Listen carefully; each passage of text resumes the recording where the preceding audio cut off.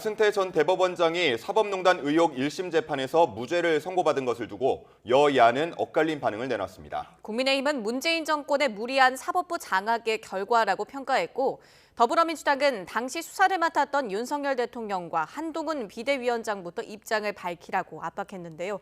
취재기자 연결해서 알아봅니다. 임성재 기자. 네, 국회입니다. 네, 사법농단 의혹 1심 결과 여야 반응 자세히 전해주시죠.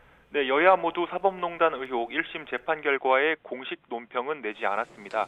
다만 양당 대변인이 국회에서 기자들과 만나 관련 질문에 답하는 식으로 평가를 내놨는데요. 먼저 국민의힘은 1심 무죄라는 사법부의 판단을 존중한다면서 문재인 정권을 정조준했습니다. 사법농단 의혹은 문재인 정부의 사법부 장악을 위한 과정이었다며 날을 세운 건데요. 정광재 대변인은 애초 사안 자체가 지난 2018년 문 전 대통령이 대법원을 찾은 뒤 김명수 전 대법원장 체제에서 사건화됐다는 점을 강조했습니다.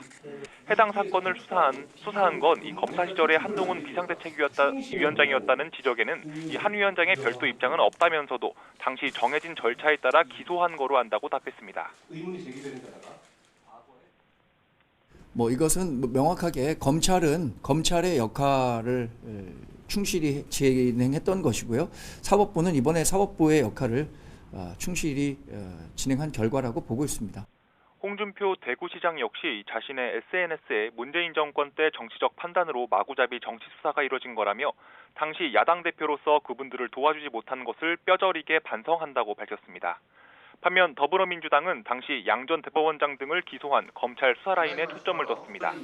서울중앙지검장으로 수사를 지휘했던 윤석열 대통령과 3차장 검사이자 수사팀장이었던 한동훈 비대위원장부터 입장을 밝혀야 한다는 겁니다.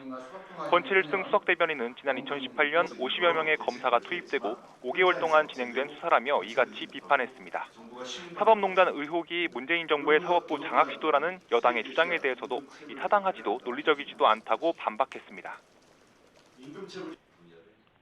그때 직접 수사하신 분들이 누구죠?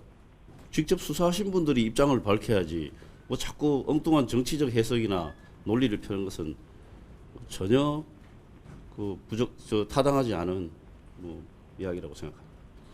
의혹을 최초 폭로했던 민주당 이탄휘 의원은 양 전 대법원장의 수족들은 귀신의 지시를 받은 것이냐며 1심 판결에 거세게 반발했습니다. 지금까지 국회에서 전해드렸습니다.